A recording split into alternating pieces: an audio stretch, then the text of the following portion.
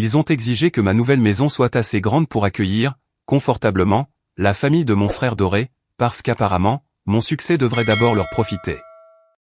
Alors, j'ai fait un achat discret, dont ils ne savaient rien. Le jour où ils sont arrivés, j'ai entendu des cris depuis l'allée. Comment diable sommes-nous censés tenir là-dedans? Certains disent que les liens du sang sont plus forts que tout, mais j'ai appris, très tôt, que le favoritisme est encore plus fort que les deux. Moi, homme de 34 ans, je vis à Denver. Pas mal pour un gamin à qui l'on a répété, toute son enfance, qu'il était trop indépendant pour son propre bien. Mais laissez-moi revenir en arrière, là où tout a commencé. Le jour où mon frère Tyler est né, quand j'avais 4 ans. À partir de ce moment-là, j'aurais tout aussi bien pu être invisible, à moins qu'il n'ait besoin de quelque chose de ma part. Tyler a toujours été ce qu'on appelle un charmeur naturel. 3 ans plus jeune, beau garçon de cette manière sans effort qui vous permet de traverser la vie sans essayer, et baigné avec ce genre de confiance qui ne vient que lorsqu'on n'entend jamais le mot au nom. Nos parents, Linda et Rick, l'ont traité comme s'il était fait d'or dès le premier jour. Je me souviens avoir eu 11 ans, et avoir économisé pendant des mois grâce à ma tournée de journaux, pour acheter cet hélicoptère télécommandé que je voulais tant. Ça m'a coûté 89 €, une fortune pour un enfant. Tyler l'a vu, a décidé qu'il en voulait un aussi, et boum. Maman et papa lui ont acheté la version de luxe, à 300 €, le lendemain. Quand j'ai demandé pourquoi je devais économiser pendant des mois alors que Tyler l'avait eu instantanément, papa a juste haussé les épaules et dit, Tyler traverse une période difficile à l'école. Il avait besoin de quelque chose pour lui remonter le moral. C'est devenu la devise de la famille.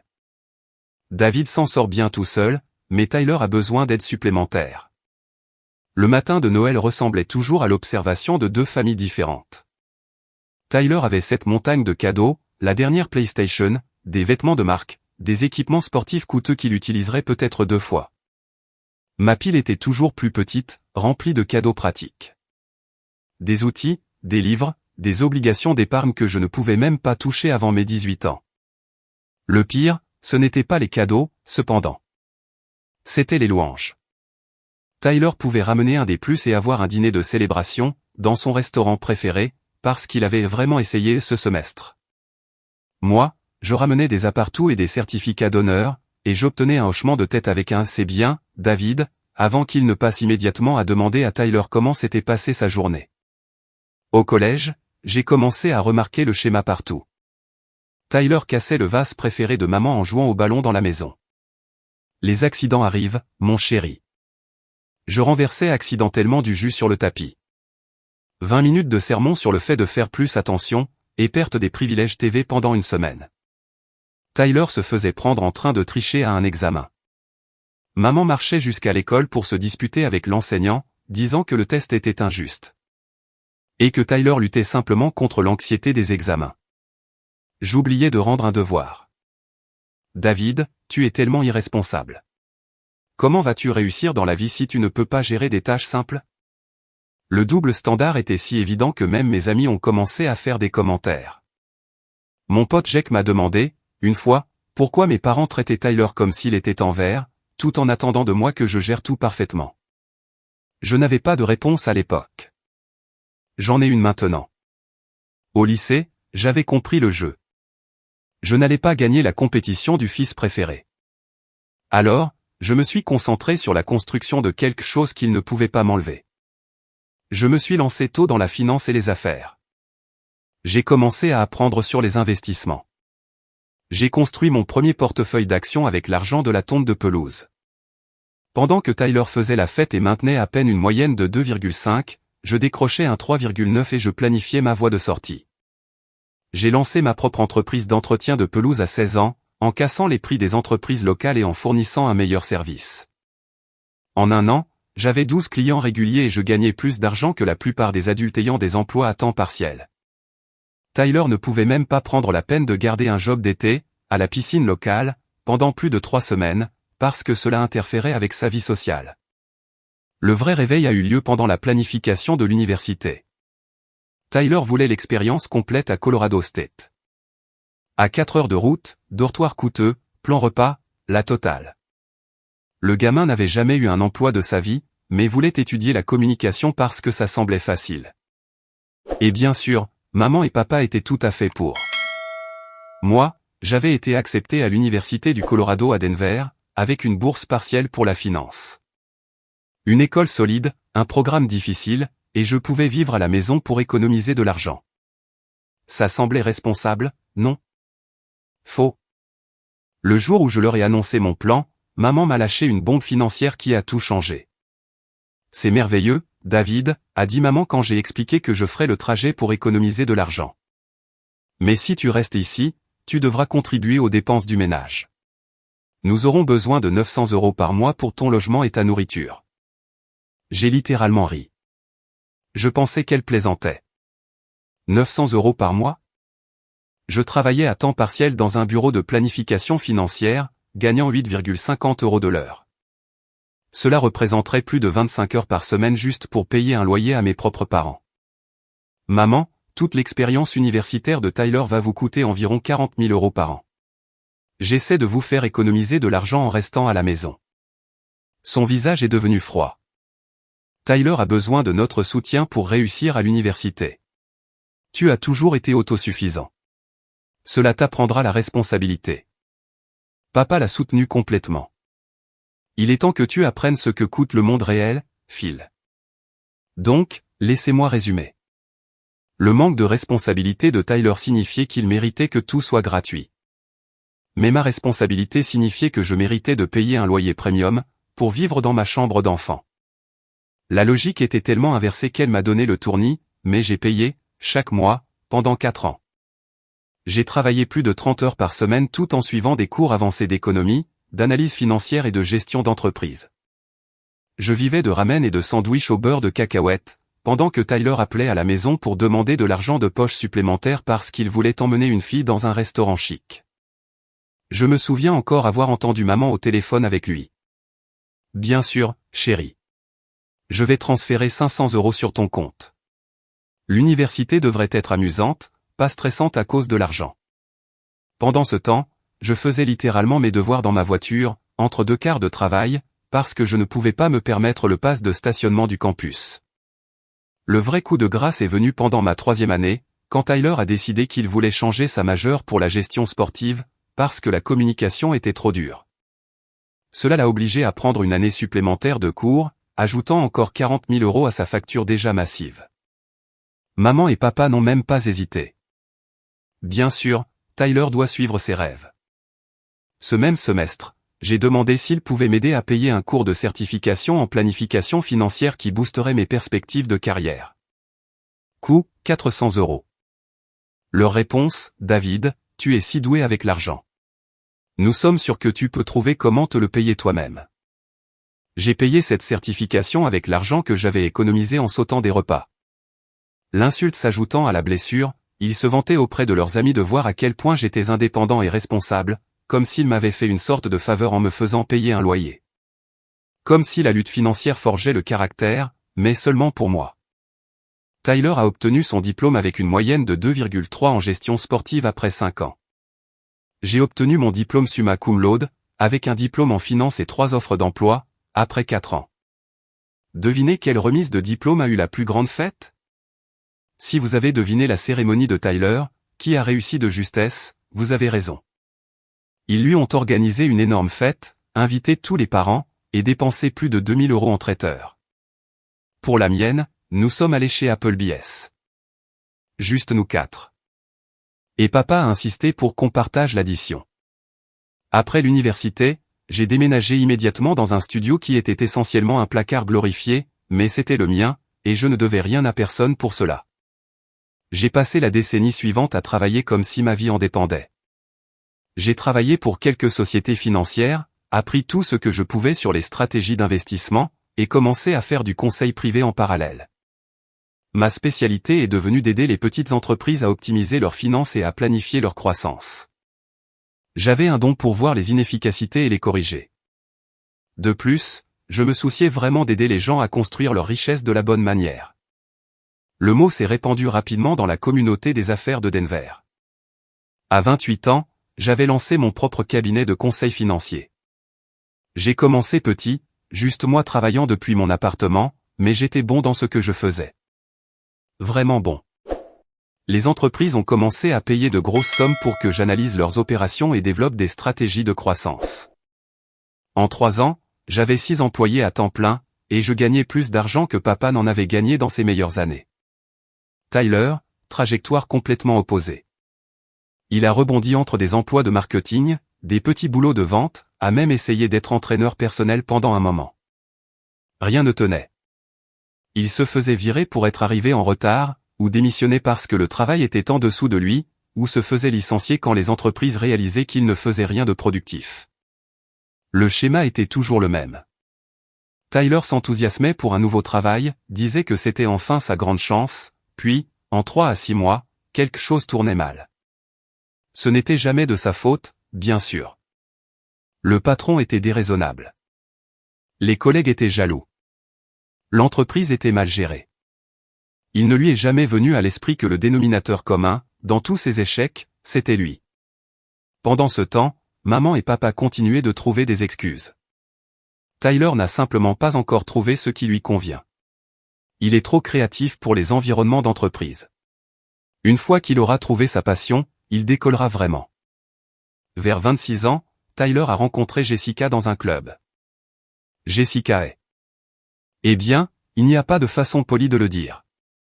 C'est une croqueuse de diamants ambulante, qui a vu le joli visage de Tyler et la volonté de ses parents de financer sa vie, et a décidé qu'elle avait touché le jackpot. Jessica est l'une de ces femmes qui n'a jamais travaillé dans un vrai emploi, mais qui a toujours des ongles parfaitement faits, des sacs à main de créateur, et des opinions sur la façon dont tout le monde devrait dépenser son argent. Elle est tombée enceinte 3 mois après avoir rencontré Tyler. Que ce soit volontaire ou non, je laisse ça à votre imagination. Ils ont eu un mariage précipité qui a coûté 30 000 € à maman et papa, argent qu'ils n'avaient pas, suivi de 2 autres enfants en succession rapide. Maintenant, ils ont 3 enfants de moins de 8 ans. Tyler ne peut toujours pas garder un emploi plus de 6 mois. Et Jessica passe ses journées sur les réseaux sociaux, à poster sur la difficulté de sa vie, tout en montrant la nouvelle chose que maman et papa lui ont achetée. Les renflouements sont devenus une tradition mensuelle. Paiement de voiture quand Tyler se faisait virer à nouveau, argent du loyer quand il recevait des avis d'expulsion, paiement de carte de crédit, facture médicale, argent pour l'épicerie, ils ont même financé l'idée brillante de Tyler de lancer une entreprise de conseil en réseaux sociaux. Qui a duré environ 3 mois, et n'a rien accompli à part brûler 8 000 € de l'argent de maman et papa. Je gardais mes distances, la plupart du temps, je venais pour les vacances, mais je ne partageais jamais de détails sur mon entreprise ou mes revenus. Pourquoi l'aurais-je fait? Chaque succès que j'avais était accueilli avec un désintérêt poli, avant que la conversation ne pivote immédiatement vers la dernière crise de Tyler et Jessica ou ce dont les enfants avaient besoin. Les rares fois où j'ai mentionné des étapes importantes de mon entreprise, comme décrocher un client majeur, embaucher du nouveau personnel, être présenté dans un magazine économique local, la réponse était toujours la même. C'est bien, David. Suivi immédiatement par, Tyler a eu tellement de mal à trouver la bonne opportunité. J'ai appris à simplement fermer ma gueule et à me concentrer sur la construction de ma richesse. En 2022, mon entreprise se portait assez bien pour que je sois prêt à acheter une maison. Pas n'importe quelle maison. Je voulais quelque chose qui reflétait tout le travail que j'avais fourni. J'ai commencé à regarder des endroits dans la fourchette des 400 000 €, ce qui à Denver permet d'avoir quelque chose de décent, mais pas fou. J'aurais dû savoir qu'il ne fallait laisser personne de ma famille le découvrir. La fuite est venue de ma propre stupidité. J'étais à une réunion client et j'ai mentionné ma recherche de maison pour faire la conversation. Il s'avère que la femme de mon client va au même cours de yoga que Jessica, dans une ville de 700 000 habitants. Quelles sont les chances? L'appel téléphonique a commencé le soir même. David, chéri. La voix de maman était mielleuse à en donner la nausée. J'ai entendu dire que tu cherches à acheter une maison. C'est excitant. Pourquoi tu ne nous l'as pas dit? J'ai essayé de minimiser la chose. Je commence juste à regarder autour, maman. Rien de sérieux pour l'instant. Eh bien, Tyler, Jessica et moi avons discuté et nous pensons que c'est une opportunité merveilleuse. Tu voudras quelque chose avec au moins 4 chambres pour quand les enfants viendront visiter, et un grand jardin où ils pourront jouer. Peut-être une piscine. Jessica disait justement que les enfants adoreraient une piscine. J'ai senti ma tension artérielle grimper. Maman, je cherche un endroit pour moi.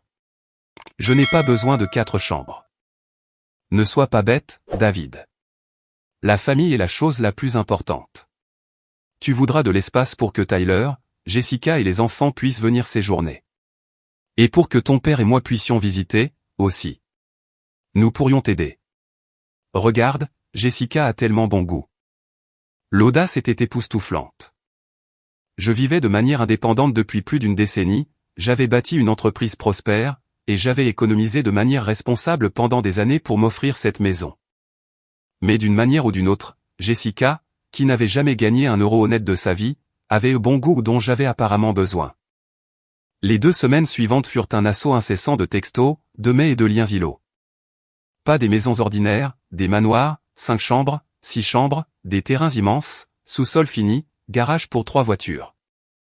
Chaque message mettait en évidence des caractéristiques spécifiquement conçues pour la famille de Tyler. David, regarde celle-ci. Le sous-sol est parfait pour que Tyler installe son bureau à domicile.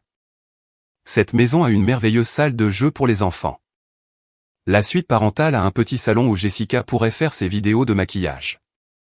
Il ne faisait même plus semblant que c'était pour moi.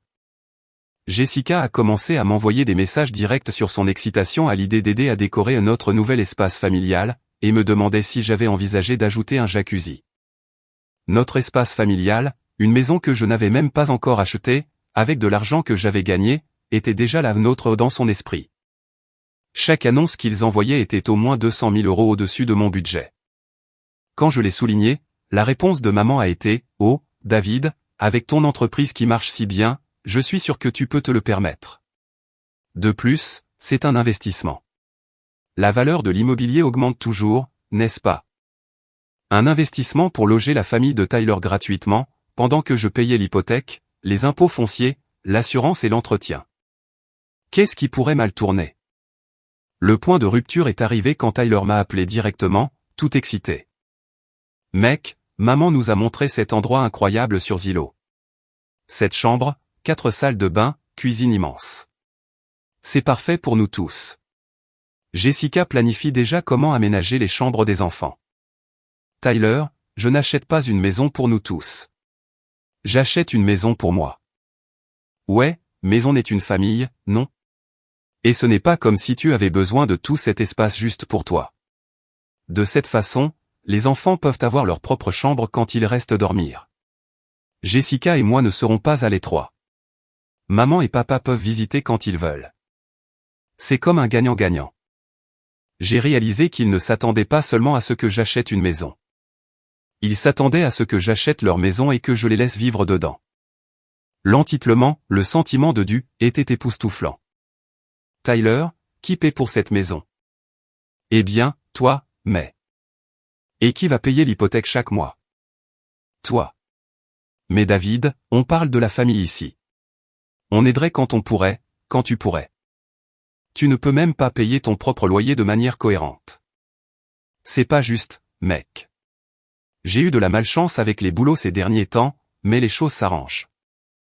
Je lui ai raccroché au nez. J'ai arrêté de répondre à leurs messages et j'ai continué à chercher de mon côté. J'ai trouvé exactement ce que je voulais environ 3 semaines plus tard. Une maison moderne de 3 chambres dans un quartier sympa, à environ 45 minutes de chez mes parents. Bureau à domicile parfait, garage pour 2 voitures, jardin décent, et surtout, de l'espace pour qu'exactement une personne vive confortablement. J'ai fait une offre et j'ai conclu l'affaire en un mois. J'ai gardé toute l'affaire complètement secrète vis-à-vis de la famille. Je savais que maman prévoyait un grand dîner de Thanksgiving. Elle en parlait depuis des semaines, insistant pour que tout le monde soit là pour une annonce spéciale. J'avais une assez bonne idée de ce que serait l'annonce, eux révélant quel manoir ils avaient choisi pour moi et s'attendant à ce que je m'engage à l'acheter. Toute la famille était là quand je suis arrivé. Les 3 enfants de Tyler et Jessica couraient partout en criant. Jessica était sur son téléphone, les ignorant tout en se plaignant d'être fatiguée. Tyler sur le canapé, regardant le football. Maman s'agitant dans la cuisine, faisant beaucoup trop de nourriture. Papa faisant semblant d'aider, mais buvant surtout du soda. La conversation du dîner était prévisible. Tyler se plaignant de son dernier travail, un poste de vente dont il se ferait probablement virer en quelques mois. Jessica parlant de la cherté de tout et de la difficulté de trouver une bonne garde d'enfants. Les enfants étant bruyants et perturbateurs pendant que leurs parents les ignoraient. Je suis resté assis là, regardant ce chaos, et je n'ai ressenti que du soulagement à l'idée de rentrer chez moi, dans ma maison calme, propre et organisée, où personne ne criait, ne cassait des choses ou n'attendait de moi que je règle leurs problèmes. Après le dîner, pendant que les enfants étaient enfin calmes devant la télé, maman s'est levée et a fait teinter son verre d'eau. Tout le monde, j'ai une nouvelle tellement excitante. Nous avons trouvé la maison parfaite pour David. Tyler et Jessica se sont immédiatement redressés, souriant comme s'ils avaient gagné à la loterie. Jessica a carrément tapé dans ses mains. C'est absolument magnifique, a continué maman, sortant des fiches Zillow imprimées. 6 chambres, 4 salles de bain, sous-sol fini, garage 3 voitures, et un jardin des plus merveilleux pour les enfants. Le listing montrait un DMC mention à 650 000 € dans une banlieue huppée. Exactement le genre de maison qui criait « j'ai plus d'argent que de bon sens » et qui coûterait une fortune à chauffer, refroidir et entretenir. La cuisine est incroyable, a renchéri Jessica comme si elle prévoyait déjà d'y vivre. Parfaite pour organiser des dîners de famille. Et il y a cette magnifique suite parentale qui serait parfaite pour, eh bien, quiconque finit là-dedans. Elle m'a fait ce clin d'œil bizarre qui m'a donné la chair de poule. Tyler a hoché la tête avec enthousiasme. Le sous-sol serait parfait pour mon setup de gaming et peut-être une salle de sport à domicile. Et ce garage 3 voitures signifie beaucoup d'espace pour ma voiture projet. Sa voiture projet était une Honda Civic de 1995 avec 200 000 miles qui le restaurait depuis 3 ans. La plupart du temps, elle restait dans l'allée de mes parents à fuir de l'huile. Ils avaient tout prévu. Dans leur esprit, j'achetais un complexe familial et ils emménageaient tous. Jessica parlait déjà des chambres qui seraient parfaites pour les enfants et de la façon dont elle pourrait installer une salle de bricolage. Nous sommes même passés devant le week-end dernier, a dit maman fièrement. Le quartier est tellement familial. Il y a une aire de jeu à seulement 2 pâtés de maison, et l'école primaire a une excellente note. Papa s'est joint à eux. Fils, c'est une vraie opportunité. Le marché immobilier est chaud en ce moment, mais un endroit comme celui-ci est un investissement qui paiera pour des générations. Tes enfants te remercieront un jour. Mes enfants? Je ne sortais même avec personne. Sérieusement.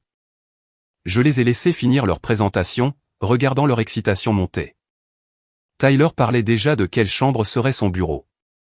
Jessica planifiait les décorations de vacances. Maman discutait de la façon dont nous pourrions convertir le sous-sol en appartement pour elle et papa quand ils seraient plus vieux. Alors, j'ai souri et j'ai lâché ma bombe. C'est intéressant, mais il y a quelque chose que je dois vous dire à tous. J'ai déjà acheté une maison. La pièce est devenue silencieuse comme la mort. On aurait pu entendre une mouche voler. Leurs visages sont passés par cette progression incroyable, confusion, incrédulité, puis, lentement, l'horreur naissante. Qu'est-ce que tu veux dire? La voix de maman était tranchante.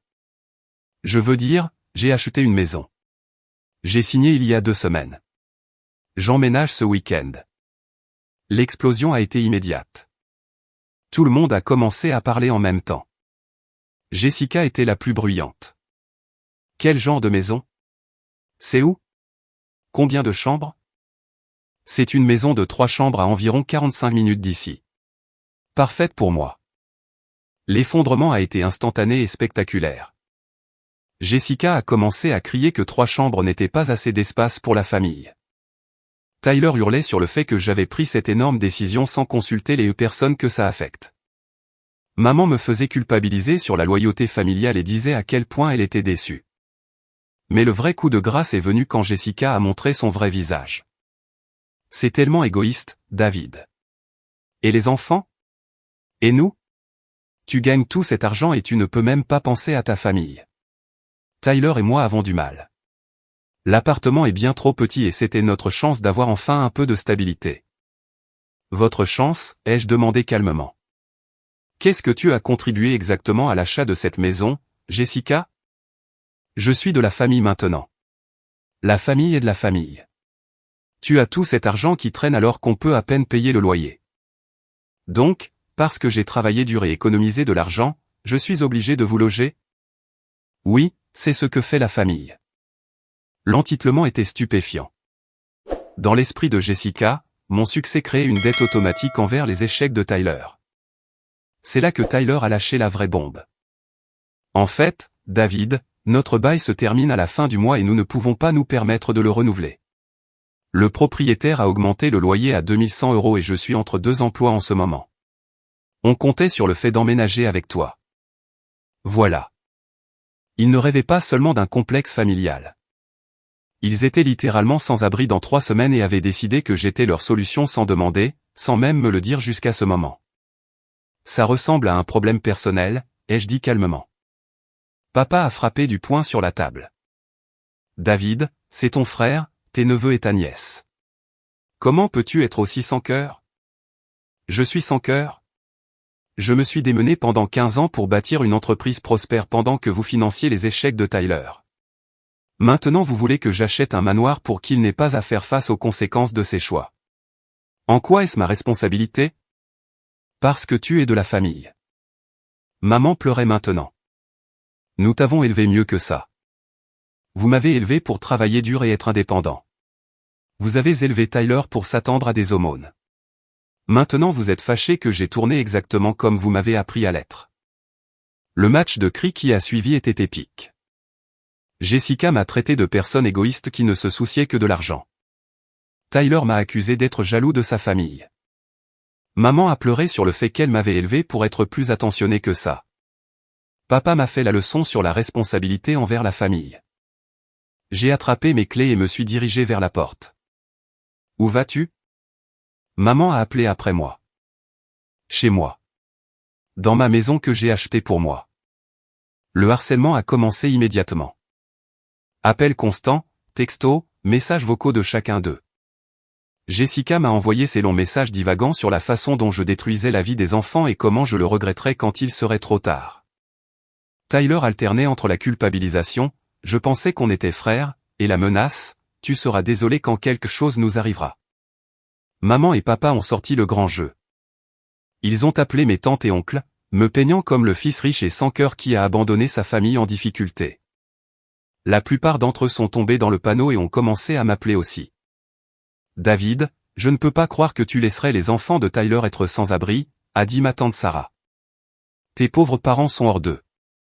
Ont-ils mentionné que Tyler et Jessica n'ont fait aucun effort pour trouver un logement abordable, ou qu'ils ont été expulsés 2 fois au cours des 3 dernières années pour non-paiement de loyer? Cela les faisait généralement taire assez rapidement. Mais j'ai tenu bon, bloqué leur numéro, emménagé dans ma belle nouvelle maison, et me suis concentré sur mon entreprise. Mon niveau de stress a chuté considérablement une fois que je n'ai plus eu à gérer leurs drames constants et leurs demandes. La maison était tout ce que je voulais.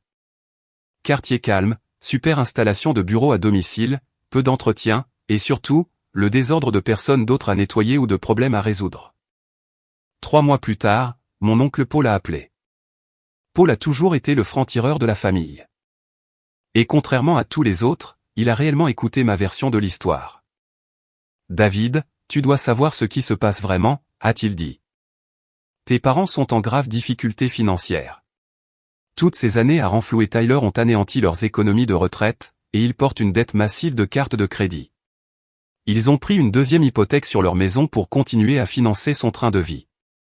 Tout prenait sens. Ils ne faisaient pas que permettre à Tyler de continuer, ils se mettaient en faillite pour le faire. Et leur grand plan était que j'achète le manoir pour que la famille de Tyler puisse vivre gratuitement pendant qu'ils réglaient leurs finances. Ça empire, a continué Paul. Tyler et Jessica sont sur le point d'être expulsés. Il a perdu ce job de vente 2 semaines après Thanksgiving et Jessica a accumulé des dettes sur des cartes de crédit que tes parents ont co-signées. Ils vont tous couler ensemble. Et les enfants, ai-je demandé. Je pouvais être en colère contre les adultes, mais les enfants n'avaient pas choisi la situation. C'est la pire partie. Tyler et Jessica sont tellement concentrés à te blâmer pour leurs problèmes qu'ils ne font rien pour les résoudre. Les enfants sont ceux qui souffrent. Parfait. Ils avaient créé leur propre désastre par des années de mauvaises décisions et de complaisance toxique. Et maintenant ils en payaient le prix. Mais au lieu de prendre leurs responsabilités, ils doublaient la mise en disant que c'était ma faute. Mon entreprise a continué de croître. Début 2024, j'ai décroché 3 contrats d'entreprise majeurs et embauché 4 employés supplémentaires. J'ai acheté un nouveau pick-up, amélioré mon bureau à domicile, commencé à planifier des vacances au Japon. La vie était belle. Puis Paul a appelé à nouveau en mars. David, ça a empiré. Vraiment empiré. Tes parents ont perdu la maison. Ils logent avec Tyler et Jessica dans un motel de séjour prolongé. Tous les 6 entassés dans 2 chambres communicantes. Tyler travaille dans un centre d'appel pour 12 € de l'heure. Jessica a enfin obtenu un emploi de vente au détail à temps partiel, mais se plaint constamment de devoir travailler. Les enfants agissent mal, ont des ennuis à l'école. Malgré tout, j'ai ressenti une pointe de sympathie. Ces enfants ne méritaient pas ce gâchis que leurs parents avaient créé. Ta maman m'a appelé en pleurant hier, a continué Paul. Elle a demandé si je pensais que tu les aiderais s'ils s'excusaient. Je lui ai dit que j'en doutais, mais elle est désespérée. David, ils le sont tous. 2 jours plus tard, j'ai reçu un texto de maman. David, s'il te plaît. Nous devons parler. C'est important. Je n'ai pas répondu. Puis Jessica a envoyé un texto, s'il te plaît, David, les enfants ont besoin de stabilité. Je t'en supplie. Toujours rien. Finalement, Tyler a appelé d'un numéro que je n'avais pas encore bloqué. Quand j'ai répondu, il avait l'air brisé. David, mec, je sais que j'ai merdé. On a tous merdé. Mais les enfants, ils ne méritent pas ça. On vit dans un motel. Maman et papa ont tout perdu. Jessica fait des crises de panique tous les jours. Je ferai n'importe quoi, mec. Tout ce que tu veux. Juste, s'il te plaît, aide-nous. Pour la première fois depuis des mois, Tyler semblait sincère.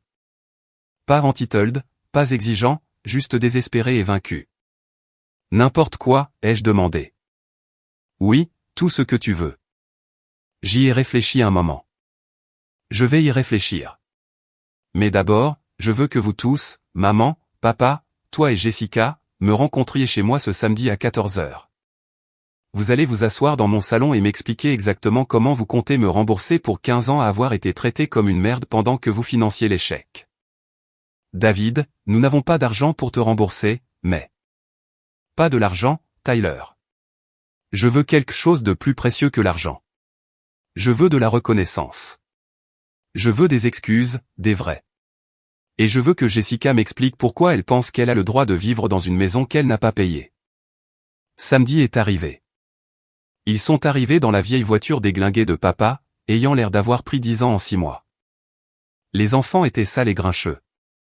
Jessica avait l'air d'avoir pleuré pendant des semaines. Tyler avait perdu du poids et ne pouvait pas me regarder dans les yeux.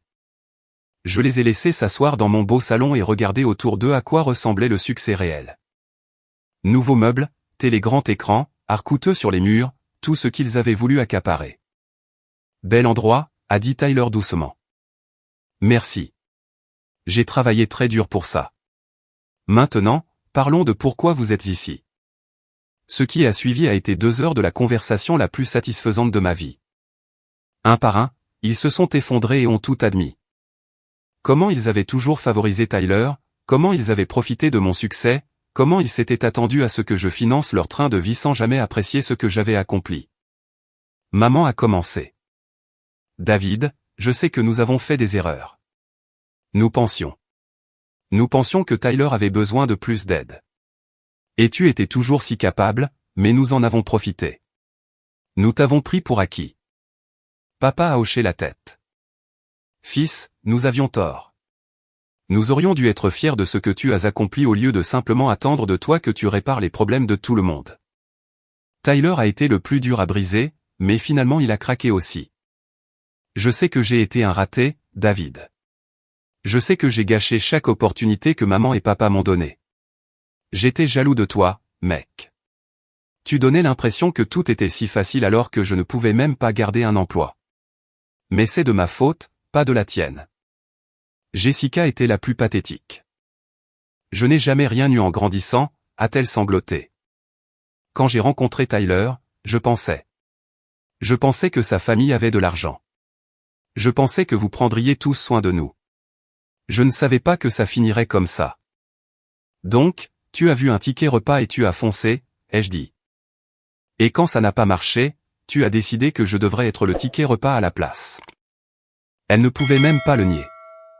Quand ils ont fini de ramper, je me suis penché en arrière dans ma chaise. Voici ce qui va se passer. Je vais vous aider, mais pas de la manière dont vous l'espériez. Tyler, tu vas prendre un emploi dans mon entreprise. Saisie de données, 15 € de l'heure, et tu vas travailler pour ça. Pas de traitement de faveur, pas d'excuses, pas de retard. Jessica, tu vas trouver un emploi à temps plein et arrêter de poster sur les réseaux sociaux à quel point ta vie est dure. Maman et papa, vous allez trouver des emplois aussi. À temps partiel, quelque chose pour ramener un revenu et vous donner un but. Mais, David, a commencé maman, nous sommes dans la soixantaine. Vous auriez dû y penser avant de dépenser votre retraite pour les erreurs de Tyler. J'ai continué. Je vais verser un acompte sur une maison basique de 3 chambres pour que vous la louiez, pas pour que vous la possédiez, louiez de moi. Tyler et Jessica me paieront un loyer chaque mois, attends. Pas d'excuses. Maman et papa peuvent vivre là aussi, mais tout le monde contribue. Les enfants peuvent avoir de la stabilité, mais tout le monde travaille pour ça. Et si on ne peut pas faire les paiements, a demandé Tyler. J'ai souri. Alors vous découvrirez ce que c'est vraiment que d'être sans abri. Votre choix. Tyler a regardé autour de mon salon une dernière fois, puis m'a regardé. Quand est-ce que je commence? Ils ont accepté le marché. Que pouvaient-ils faire d'autre? Mise à jour, 6 mois plus tard, Tyler travaille toujours pour moi, faisant exactement ce que je lui dis de faire pour exactement ce que je le paie. Il arrive à l'heure, suit les instructions, et a arrêté de trouver des excuses quand les choses ne vont pas dans son sens.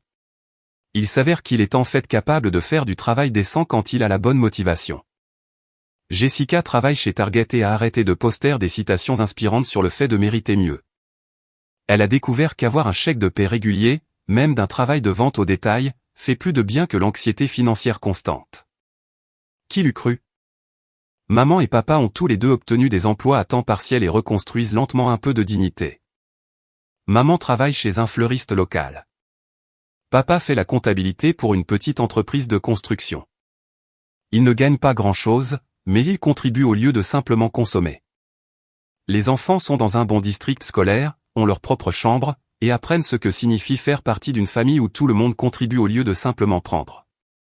Leurs notes se sont améliorées, leurs problèmes de comportement ont diminué, et ils semblent sincèrement plus heureux avec la stabilité. La maison que j'ai achetée pour eux n'est pas chic. Un ranch basique de 3 chambres dans un quartier décent, mais c'est propre, sûr et abordable. Plus important encore, tous ceux qui y vivent doivent travailler pour y rester. Et moi, je planifie ce voyage au Japon, je conduis mon nouveau pick-up, et je dors paisiblement dans ma belle maison où personne d'autre ne peut vivre. Mon entreprise est florissante. Mes niveaux de stress sont gérables.